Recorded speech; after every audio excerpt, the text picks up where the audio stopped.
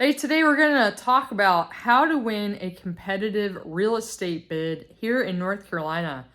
Step one is absolutely having your pre-approval letter done with your lender or having a proof of funds from a financial institution prepared prior to going to the showing. So the worst thing that happens, you finally find that dream home and you're delayed because these financial institutions need more information or time. Usually you're out maybe on a weekend and you can't get these things back until a solid weekday. So having your numbers prepared before you go out to look at more homes is absolutely critical. So that's step one. Step two is really making sure you understand the components of the North Carolina offer to purchase and contract. We have a different set of rules here.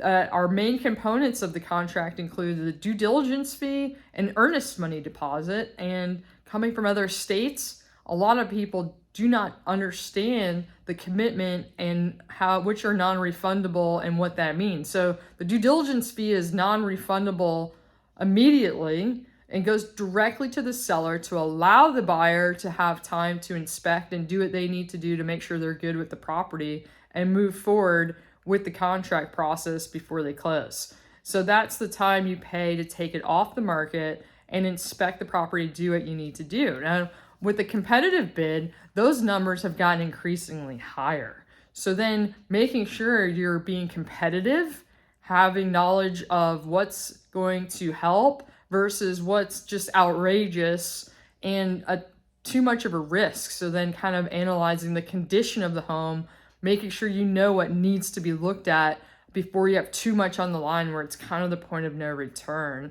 And three, making sure your agent is connected to learn the most important things to that seller so that you can see if you can work around them. Like a lot of times people are looking for a very specific time frame to move out. They're looking for lease backs.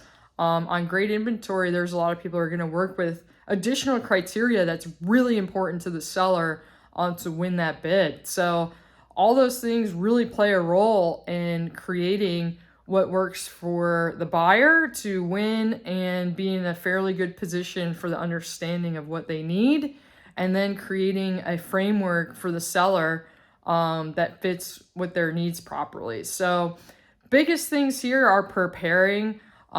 It's hard to catch up once you find that dream home in the moment, and it's extremely stressful. So preparing to know what inventory to expect, what price ranges you should be looking in are absolutely critical. So we harp on preparation, but it is for a reason. We see the time we get that lovely call of, yes, we are now in a multiple offer situation and we are calling for highest and best tomorrow. So that doesn't give a lot of time to catch back up and to feel confident in your decision making. So if you need help navigating some of these things or looking at a neighborhood or a few criteria a little more closely, just give us a call. I'm happy to break down how the contracts work and what you need to look out for.